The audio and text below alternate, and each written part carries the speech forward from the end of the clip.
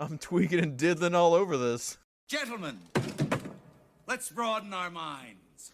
Are they in the proper approach pattern for today? Negative. All weapons! Now! Charge the lightning field.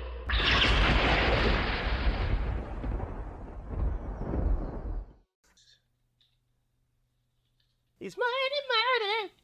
Yes, he is. This 90s R&B moment brought to you by... Dispatch Ajax. We're coming back with the Hot 7 at 7. Pop culture references every hour on the hour. It's Skeeter and Dum Dum on the Zoo Crew. Which one am I? Yes. Well, welcome back to the show. What show is this? This is Dispatch Ajax with Skip and Jake. We took over for the Morning Zoo Crew. They have left the studio in handcuffs. They were part of January 6th, so... This is good news here. I have something fun to announce. We have our first sponsor. Finally. I know. As you know, listening to podcasts, you have to do live reads. So I thought we'd jump right in with our first sponsorship. This show, it only took a year and a half. Raised organic, free range and cage free. Soylent Green is a great source for all your nutritional requirements for surviving the dark world in which we live. Whether fried, baked, or administered by intubated feeding tube, Soylent Green's homemade flavor is the flavor of friends and family. One bite will remind you of just what Grandma used to be. Remember, it's not available in the mutant zone. But now, Soylent Green is purple. Just look for the royal purple packaging at your local Fallout shelter or Family Fun gulag. It's got a new look with the same familial taste. Remember, after opening, just keep it suspended above ground level or the Ravagers will come forward in the night. Slow ground and flavor sealed, shelf stable for up to 15 cycles. Not counting Blood Feast running season, of course. Soylent Green, made from the best stuff on earth. People.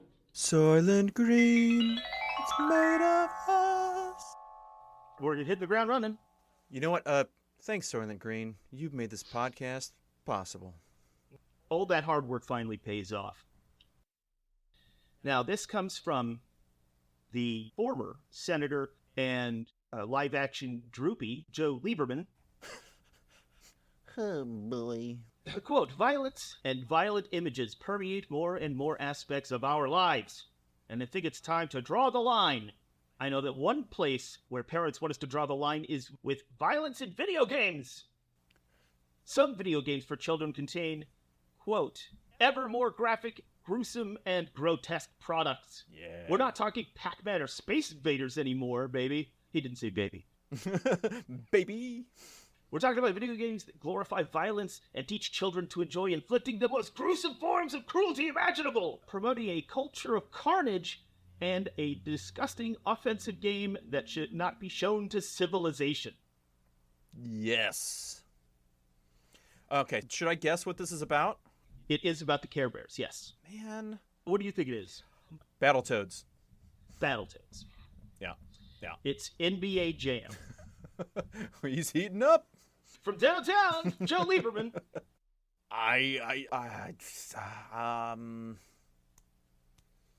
It could be, it's just about anything. Grand Theft Auto? That's a good guess. That is part of this tangentially later, but this is in 1993. December 1st, 1993 to be specific. 1993? Mm-hmm. So, I mean, what system? We're talking about Sega and the original NES, maybe? Well, actually, both. But not the way you think. Well, it can't be Earthworm Jim, or... It's still Jam and Toe Earl, Jam obviously. and Earl. But see, Toe Jam and Earl, they were only on the Sega, right? That's a good point, yeah. I don't know. Well, let's start out by telling you how the whole thing kicked off. All right. Bill Anderson, Lieberman's chief of staff, was approached by his son to buy a copy of Mortal Kombat. Anderson was appalled by the violence he saw in the game and ran to Joe Lieberman to put a stop to it all. Lieberman had already taken note about violence in video games, most specifically, a game called Night Trap. Night Trap? Oh yeah, you're gonna love this one. All right. By December 9th, 1993, Joe Lieberman joined Senators Herbert Cole and Byron Dorgan. That's not a real person. Jesus Christ. Oh, God. It sounds like a Game of Thrones character. It's Herbert and Injured again. They're up to their old antics. By Senator Mothman and Hinchard Cole. They denounced the video game industry for peddling violence to children, specifically Night Trap as the symbol of everything wrong with video games. He and a panel of educators and child psychologists described the game, as Lieberman said, designed to ensnare women, which we'll get into is actually the opposite of the point of the game, where women are strung up on meat hooks and have their blood decanted into wine bottles, none of which happens. Oh, okay. It was a lot like the McCarthy hearings. It was a bunch of conjecture and leaps of logic, really narrow, out-of-context findings based on television violence research. And just like with the Seduction of the Innocent, it included a controversial study, this one by the American Medical Association, which cited television as responsible for half the murders in America. Whoa! Which means that's proof that video games are bad for kids. It's 1-to-1. It's direct correlation. The first hearing, of course, was on December 9th, 1993, in front of a combined Government Affairs and Judiciary Senate committees. But the strange thing was, at the time, the Senate was in recess, so there were only 3 senators there, the ones running the panel. This panel included Dr. Parker Page, totally a Marvel character, of the Children's Television Research and Education Center, Professor Eugene Provenzo of, I don't know, the Gotti crime family, the University of Miami. Hey, you forget about wherever he's from, eh? Hey, forget about it. And author of Video Kids Making Sense of Nintendo in 1991. I'd like to watch that. Why didn't you just call it Those Damn Kids? I'm going to see Video Kids Making Sense of Nintendo, yeah. Robert Chase of the National Education Association. Marilyn Droz of DROZ, that's an unfortunate name, of the National Coalition on Television Violence. Howard Lincoln, Vice President of Nintendo of America. Bill White, Vice President of Sega of America. I like how they only said the Vice Presidents. That's funny. Eileen Rosenthal, General Counsel of the Software Publishers Association. No, this is a great name. Dawn Wiener, D-A-W-N. Yeah. Sun's getting real low on that Wiener. Video Software Dealers Association. And then Craig Johnson, Wiener and Johnson, attorneys at law, who's the former president of Amusement and Music Operators Association. Provenzo, in his book, Video Kids, stated that recently, as of the time, games had become, quote, overwhelmingly violent, sexist, and racist, and affirmed that he felt that with games like Night Trap, the industry was, quote, endorsing violence. Draws stated that children, quote, need action, but they do not need to find murder as a form of entertainment. I beg to differ, sir. The second half of the hearing focused on industry reps, like the aforementioned Howard Lincoln, who told Senators Lieberman, Cole, and Idiot that one of these games, Night Trap, would never appear on a Nintendo game system. So, this was a big hullabaloo and moral panic. This comes from Robert Chase of the National Education Association, quote, electronic games, because they are active rather than passive, can do more to desensitize impressionable children to violence. They actually encourage violence as the resolution of first resort by rewarding participants for killing one's opponents in the most grisly ways imaginable. Yeah, that's why we play video games, idiot. Lieberman concluded that the average video, this is based on research that Lieberman himself did, right? His research concluded that the average video game player at the time was between 7 and 12, and that video game publishers were marketing violence to children. In reality, the average demographic for video games was 22 years old.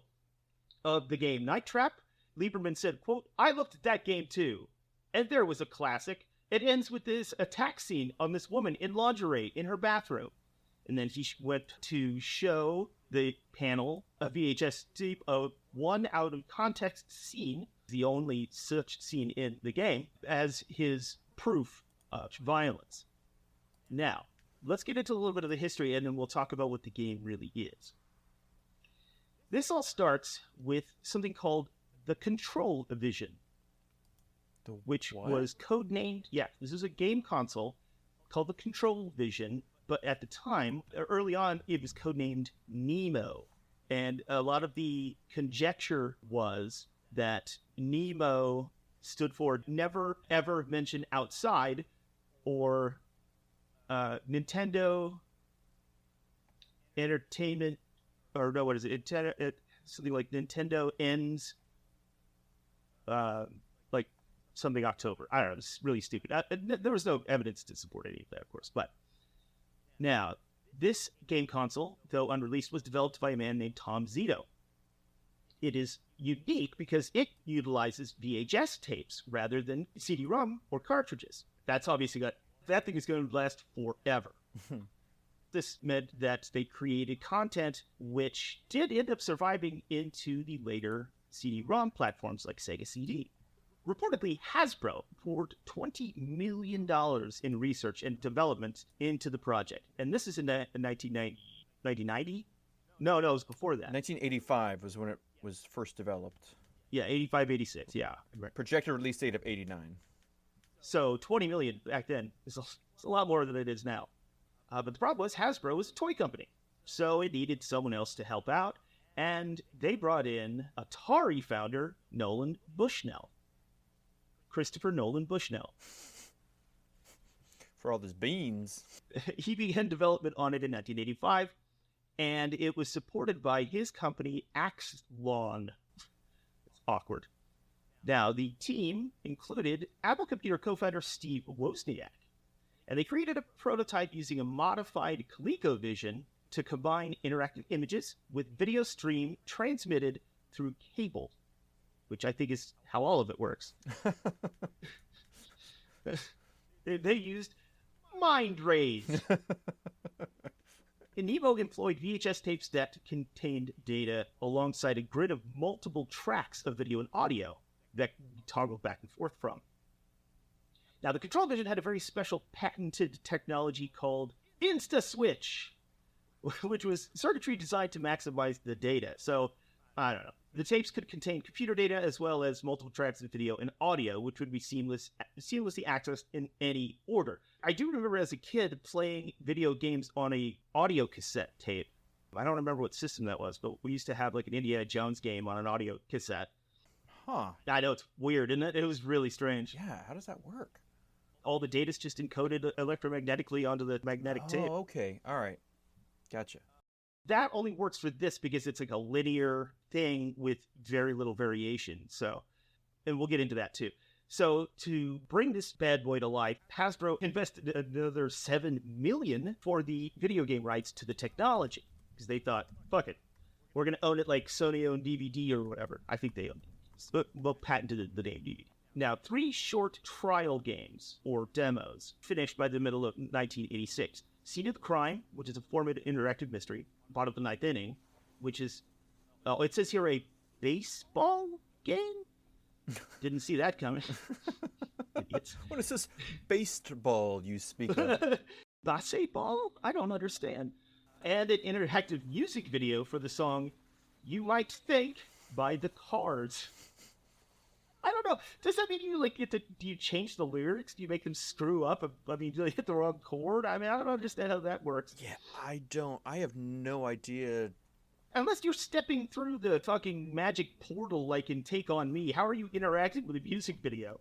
Whatever. Anyway, and this ultimately led to Night Trap, which was inspired by the demo Scene of the Crime. It was filmed in December '86 in Pawtucket, Rhode Island, the hometown of Hasbro.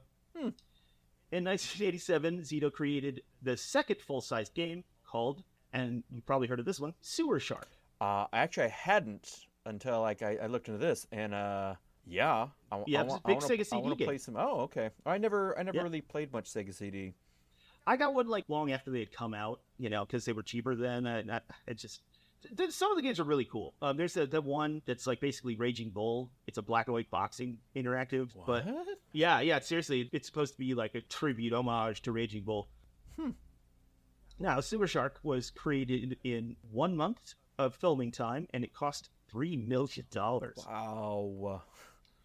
After it was completed 2 months prior to the '89 release, Hasbro abandoned the project altogether because the retail price of this console was $299 in 1989, which today would be nearly $800.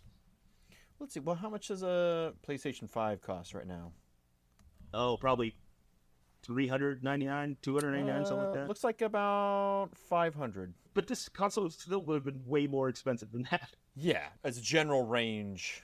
Well, yeah, if I remember right, there were rumors that when the 3DO came out, I remember everybody talking about it costing like $600 or more. That's why nobody had a 3DO. A 3DO? It was another second gen, well, not second gen, but a later gen console that came out around the same time as, like, Sega CD, and because it was like you had the 3DO, then you had the Neo Geo home console, and you had Gotcha. 3DO had some cool games, but nobody had one. It came out around the same time as the Atari Lynx, or no, I'm sorry, Jaguar. The Atari Big Cat. Atari, there's no such thing as a panther. The Atari, the clitoris is a myth. Female orgasms are, yeah. Yeah, 1993 and 94. Interesting. I'd never heard of this game system before. They were prohibitively expensive, at least that was the word on the street. And so on this project, the games are still being produced. Zito hired Mark Turmel, who would later go on to create NBA Jam and Smash TV. Wow. And then he would go on to create other interactive games like Citizen X and a licensed tie-in for Police Academy. The Goot, baby. Yeah, we're gonna have Goot is back. What is that about? Well, they either go to Miami or Moscow. I'm not really sure. You to try and get back into the club after you've been locked out nude. That's the full premise. You have to try to fuck Mahoney. That's what Who hasn't? You know. Police Academy is an unlicensed Tengen game based on the film of the same name. It was originally called Get That Goot, but didn't test well. The gameplay involves switching between several characters in the goal to save Commandant Lassard's favorite goldfish. No prototypes have surfaced so far. Oh well, wow. They made it. This looks weird. It's like a mix of Mario, side-scroller pixelated stuff. Yeah, but man, I don't even know how to describe this. I do not have the words. Use your words. I don't know, maybe a little Castlevania, but if the Goot was involved? Hey, sign me up. So it's a Metroidvania game. Metroidvania. Yeah. That's what they would call it today. Come visit me at Metroidvania. I want Dwayne, one. That was a bad joke. I loved it. Really stupid. So this system was projected to be $199, which is already on the high end, but it was considered next generation.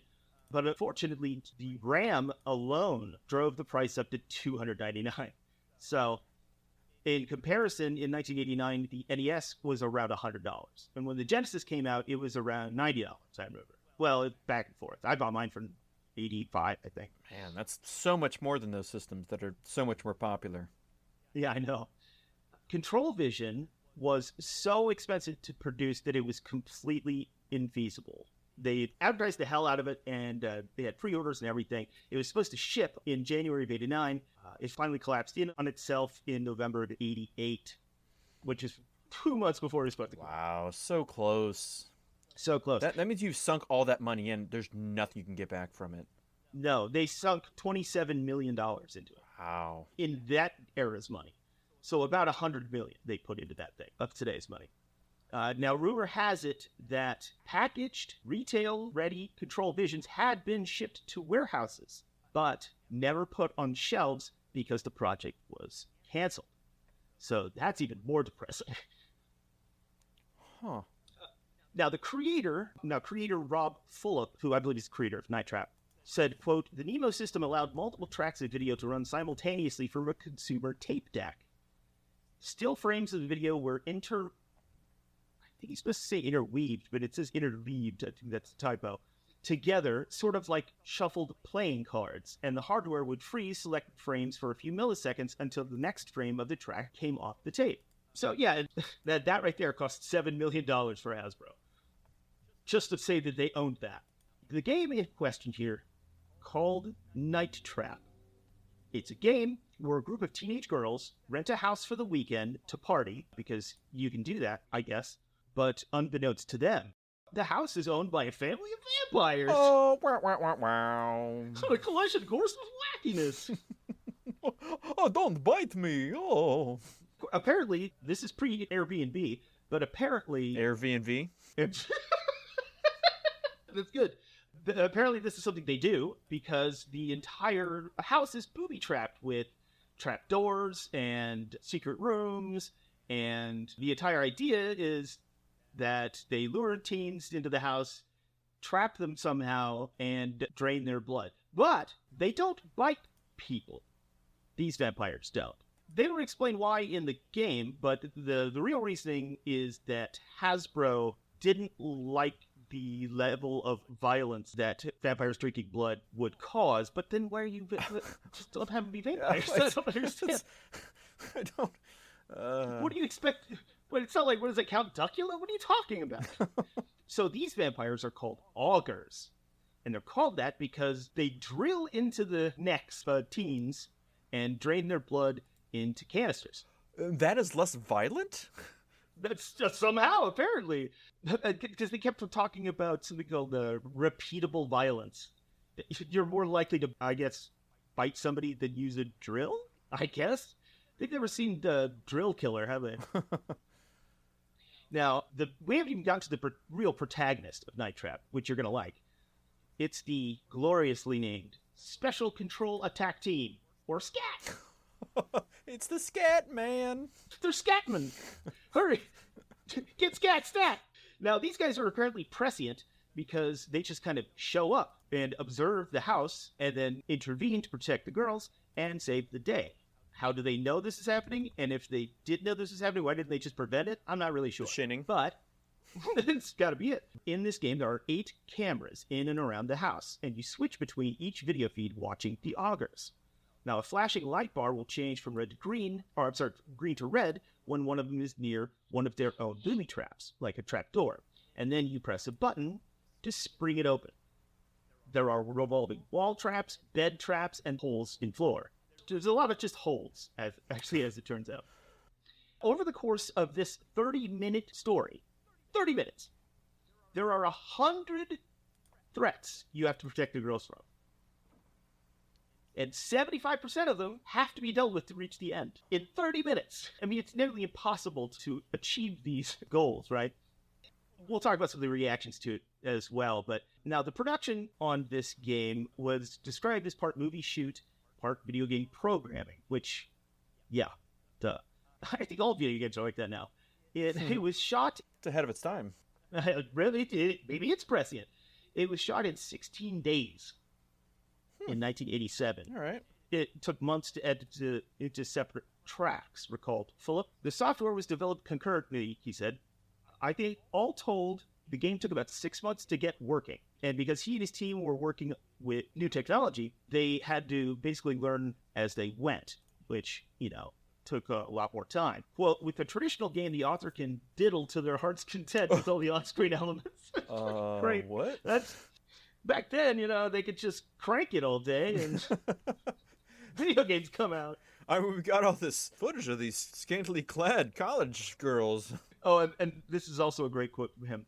Quote, "This process is referred to as tweaking. And it is what makes good games work so well." Tweaking and diddling. The Tweaking basis and of diddling, the game system. That is a game I'd play. Tweaking and diddling. Tweak and diddle. It's you and me. We're tweak and diddle. Tweak and diddle. We're on an alien planet. We have to do panty raids. Oh, tweak and diddle. So I'm gonna make that a thing. I'm gonna make a shirt and everything. Now, with a quote movie game like Night Trap, the author has practically no tweaking ability, as all the assets they have to work with are handed over as a video stream. So there's no way to go back and insert a new scene or change the timing of when an actor comes into view. The game must be designed as a script, and the first time the game is played is much later. At that point, it's too late to make any significant changes. But this all seems kind of like, yeah, no shit, dumbass, you know? Quote, interactive movie games are acted by... Actually, this is my commentary here. So, these kind of movie games are acted by just who you would think they would be. Quote, nobody aspired to be in a movie game, said Pull Up. So basically, who acts in a VHS movie game, do you think, in the 80s? You know these kind of people. Yes. Yes, you know exactly what I'm talking about. The actors knew it was an interactive game, but their day-to-day process was identical to making movies, a TV show. They came on set, rehearsed their lines, and performed as directed. There were a few times they needed to work out careful timing of when they entered and left the scene, but that was coordinated by other people on the set. Now, though you and I both can envision who these kinds of actors are, one of them is actually an actor of note, sort of. She was Dana Plato, known for Different Strokes, from 1978 till 1986. Oh, which one was she? Dana Plato. Now, don't look it up yet, because... oh, okay. Don't look it up. Apparently, she was very difficult to work with. You know, I mean, once you get that Different Strokes money... You know, I mean, you know... What a diva. You're diddling tweaking all day. In your trailer. This was the beginning of the end of her career. So Different Strokes had just been canceled, and she apparently had substance abuse issues, both drugs and alcohol. And this is sort of the beginning of the end for her. Quote, Dana was fine to work with at first, very professional. She needed the work. Oh. Jesus, an asshole. Later, she became more problematic. She'd come late and never wanted to rehearse. Her doing this project was obviously a step down from her previous popularity, and she didn't make a great deal of effort to hide this fact. That's it. And then, of course, in the trajectory of her career following this, which was, we'll get into how this game was received, she then had multiple boob jobs, appeared in a spread in Playboy, did a bunch of softcore, and then tragically died in May 1999 from an overdose of prescription medicine. Oh. I know, it is actually genuinely very sad, but also sadly kind of a common story for that kind of level of actor. You know what I mean? I mean, it's terribly tragic, but it's not a story that surprises you. Right. Yeah. So Bolt goes on to say, Tom Zito was the general manager of the Hasbro Interactive unit based in California. He was the executive producer of both Night Trap and Sewer Shark, and was my supervisor during the production of both titles. Now, when Hasbro sort of went south on it, Zito purchased all of the stuff from those two interactive games and founded his own company called Digital Pictures. That just screams video game to me. He'd originally... what they're talking about. His original plan was to develop these two games for the Super Nintendo CD-ROM unit. You remember that? What? That video game console that everybody had back then? The Super Nintendo CD? Of course. It was the hottest item. That was being produced by Sony. It's like a Sliders episode. It's like a completely different universe. Yeah. That Super Nintendo CD-ROM. I should have written that down, but I was in a hurry. Nintendo CD-ROM. Obviously. Obviously, yeah. Oh, we all remember asking for one of those for Christmas. Let's see. It was, of course, unreleased. It looks like a photo printer. It does. That's exactly what I was thinking. It does. It looks like a printer. Yeah, it's like a scan and printer circa 1995. It really does. Cartridge-based. Commonly abbreviated to SNES CD. Okay. Oh, they plan to release it as a hybrid console called the PlayStation. What? Yep. And then that deal fell through, and Sony just went ahead with developing the PlayStation. Weird. And then they partnered with Philips to make games for the CDI platform instead of the SNES CD. Now, the CDI was a real platform that did come out. It had games. I have an emulator for it, actually. I don't know anybody that ever played it, so it was basically that one. If I remember, it just looked like a DVD player. I have never heard of this either. Yeah, CD-I. Yeah, I've seen some of the games for it. I've never seen anybody play it. I've never played it, so I don't know. Ever go anywhere? Obviously, The Zelda, the Wand of Gamelon? Link, the Faces of Evil, and Zelda's Whoa! Adventures? The Wizard of Id. It has 3 console-specific Zelda games. I bet you they've never been re-released. I've never heard of these before. But yeah, here's a great quote about that. David Sheff, in his book Game Over, said, quote, "The Philips deal was meant to do 2 things at once. Give Nintendo back its stranglehold on software and gracefully fuck Sony." That's pretty good. Yeah, so apparently they made a bunch of prototypes of that, but and you can actually get them. They're in person. You can actually find them. Yeah, I'm on eBay right now looking at. I mean, it's gonna run you looks between $200 and $300 for a Zelda Wand of Gamelon disc. Wow. So you can actually wait. Are you talking about the CDI? Yeah, for the CDI. Oh, I'm talking about the Nintendo PlayStation. You can actually See, oh yeah, here we go. So, original Nintendo PlayStation has been found. The prototype was reportedly abandoned by Sony CEO. I'm not going to bother with that name. During his time at Advanta, an Advanta worker, Terry Diebold, acquired the device as part of a lot during its bankruptcy auction. The system was later confirmed as operational, and the unit plays Super Famicom cartridges. That's right. The station is fully operational. Except for the audio output and CD drive. Oh, well, that certainly doesn't matter at all. No, not for a CD-based game. Some groups attempted to develop homebrew software for the console, such as Super Boss Gaiden, but there were no known games to use the CD drive because no one ever even got their hands on a working one. So That's what people call me in bed. Super Boss Gaiden. CD drive. CD drive. I'm the Nintendo PlayStation is what I am. Super Famicom. Diddle and tweak. Yeah, but you can get emulators and stuff for it, actually, based on the actual software, the boot ROM. So you can get you can emulate the SNES CD games, but you can't get a physical one on the original prototype. So that's that. Fascinating, though. Yeah. And I know, if I remember right, Apple had partnered with somebody. I think Apple and Nintendo had partnered up at one point to a game console, but then they canceled that too. I'm pretty sure that's true. When this CD-ROM console petered out, Zito jumped into bed with Sega and launched the Mega CD or Sega CD system instead. Now, Night Trap made the transition from VHS to CD-ROM and was pushed out onto store shelves in 1992. Yeah, its head popped up out of the ground in 1992, 5 years after it was created.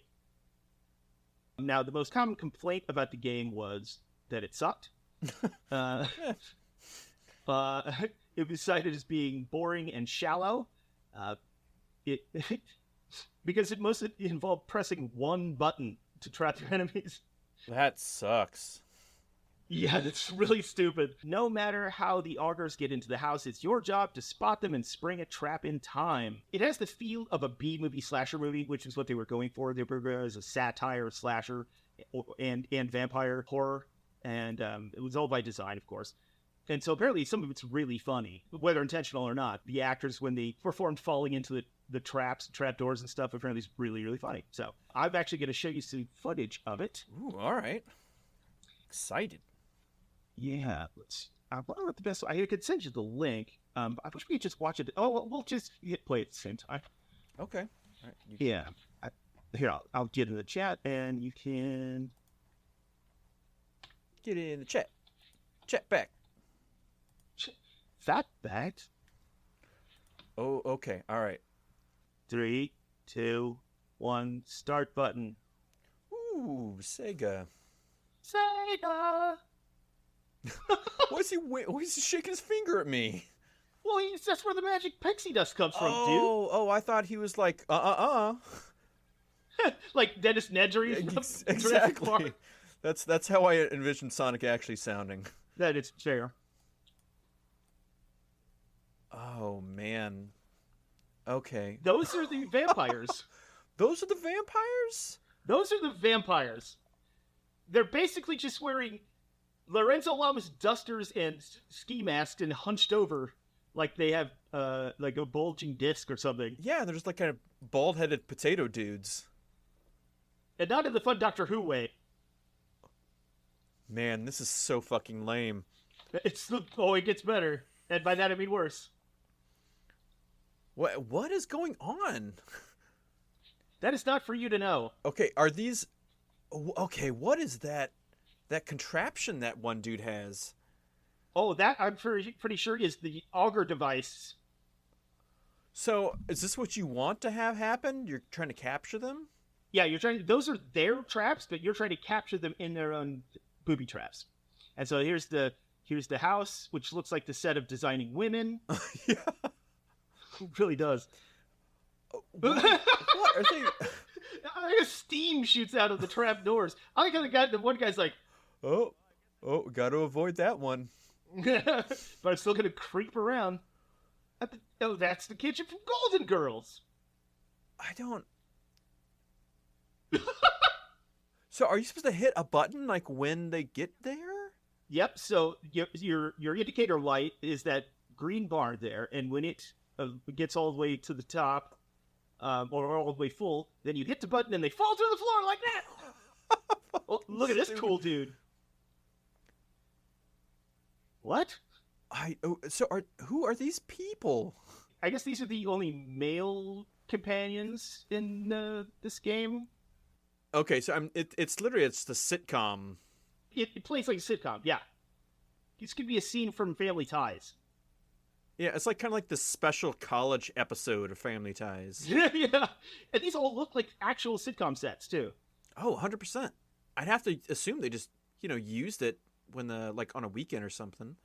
Yeah, they probably did. It's probably on a lot. 'Cause I doubt they built it.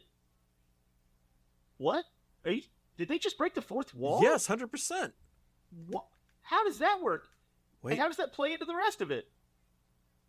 wait, is that a vampire lady? See, that's what I'm wondering. I think those other guys, are they the vampires in human form? No, Dude, that can't be. I'm so lost. I'm assuming like that player has as much information as we do. Yeah, probably. Except they might have a instruction manual. Hit the button! Hit the button! Whoa! Capture him! That's so zany! Oh. The stairs just flattened. And then we jump to more cutscenes and then we're jump back to other scenes. What Because is you're going switching back and forth between surveillance cameras. Oh, the music's great, too. on? Oh, no, he went into the steam room. I think he gets pushed by the other wall. It was the production designer was like, get the fuck over there. I don't want it anymore. That wardrobe attacked him. What is going on?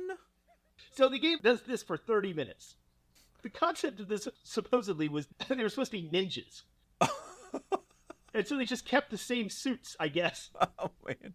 There's a lot of shoulder pads in this. Well, it's of the time. It is very of the time. But So yeah, this is the game. This is it. I mean, that's all there is. this jumping back and forth between actors trying to put on a sitcom and then these weird hunchback ninjas falling into steam vents. Yep. So I'm gonna try and find the scene that caused all the hullabaloo. Oh, is it like probably later in the game? Yeah, it's later in the game. Just trying to remember when. Let's have the Let's boys see. change the code to be safe. That's a code for something. Let's see here. Man, that's so wacky. Oh, oh man. Tube top. Found a tube top. I found dudes with guns. Whoa, that's scat. Oh yeah, there's one guy who looks like a low rent Billy D. Williams. I thought that was Billy D. Williams. This is Billy F. Williams. Oh, tube top again. Where are these tube tops you're seeing? I'm seeing About 17 minutes in. 17 minutes in. I'm coming for you. This is the lamest game I've ever seen.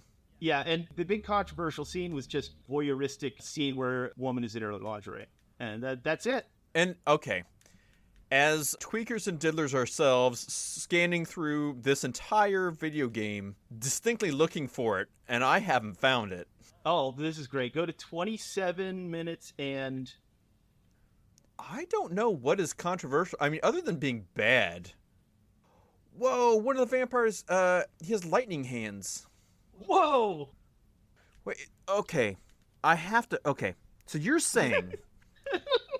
that people saw this game that like 7 people hadn't played. Right.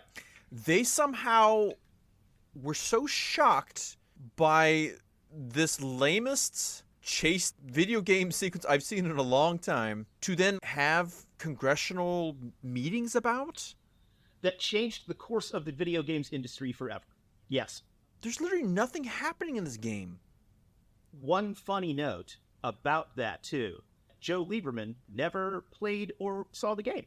What? Of course he didn't. Nope. In fact, none of them did. Not a single person on the panel did. This feels like if some Christian council saw Jurassic Park and they talk about kissing once, or like you have the dude with his shirt off and like, this is the most salacious, no child should see this, where it's like, it's not about that at all. It's just nothing in here. Basically, 3 different hearings were, I mean, granted, they did talk about other games like Mortal Kombat, but when they pointed out Night Trap, it was basically like somebody's aunt heard her nephew describe one scene out of context, and then she wrote to a senator. You know, I mean, that's basically how it went. There's nothing to this that's controversial in any way other than it's sucking. Yeah. I mean, what, you see a girl in a tube top. Wow. And all the things they described were completely untrue. Like, you're the good guys that are trying to save the girls from these mentally challenged vampire ninjas. And it's not like you're not mowing them down with machine guns, you're not chalking them up with an axe, you're hitting a button and they are falling into a steam bath in the basement. It's a fucking vaudeville act. There might as well be a slide whistle when they fall into the fucking floor. I think it would be more violent if you had one of those large canes that pulls you off before you get hit with tomatoes. You get hit with an anvil comes down. Really, there's nothing controversial about this game whatsoever, other than it kind of shows lingerie, or at least it kind of shows a woman scantily clad, kind of.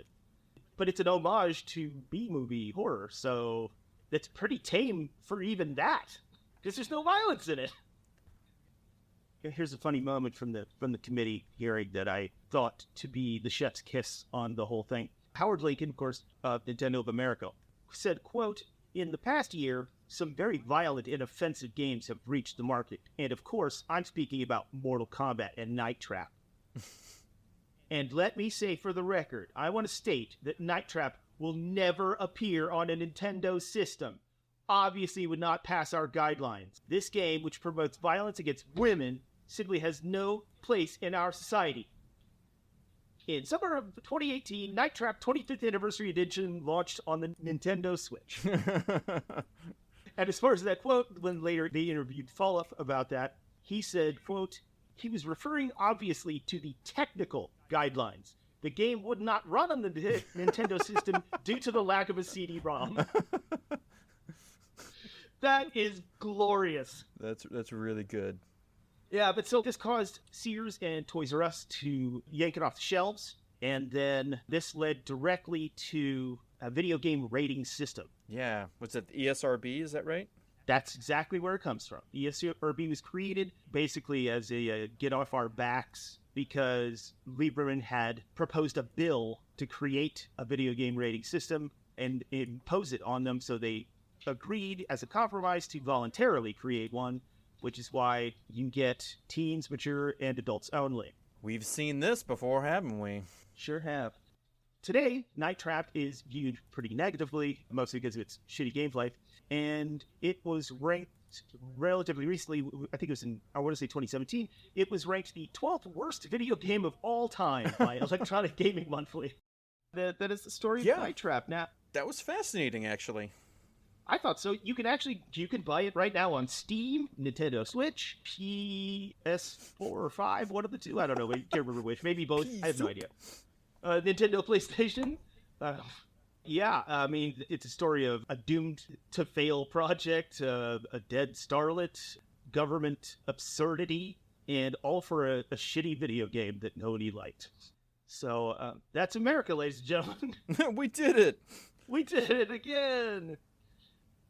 And for all the things it did, we're on Mortal Kombat, 13 now, you know? What did this do other than put rating labels on video games that nobody pays attention to and are stupid?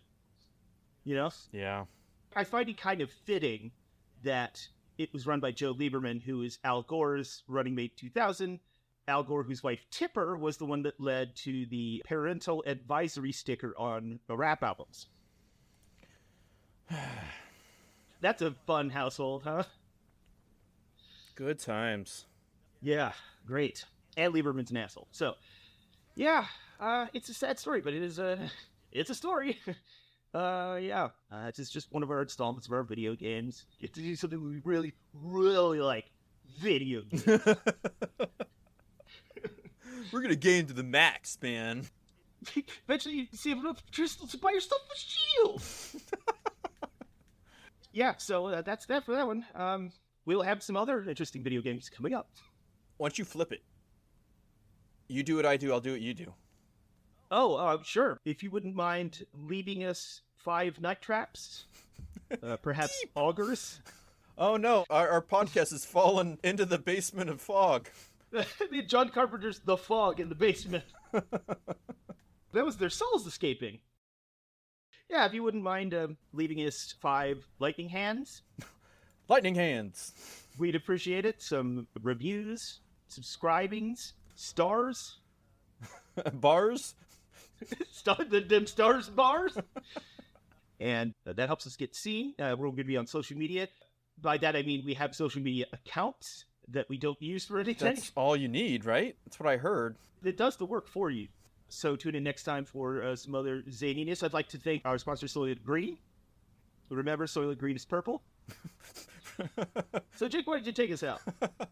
Yeah, don't forget to pay your tabs, clean up after yourselves to some reasonable degree. Don't forget to tip your wait staff, your bartenders, your barmaids, bar hands, DJs. Did you say Dean Cain? Do not tip Dean Cain. He just comes back for more. Do not throw money at any Kevin Sorbos. Let him sniff your hand before you touch it. Do not do that with any Roseanne bars. You will get bitten. Especially while she's eating. Don't forget to support your local comic shops and retailers. And from Dispatch Ajax, we'd like to say, Godspeed, fair wizards. Night Trap. I got nothing. I don't know. Night Trap. Please, go away.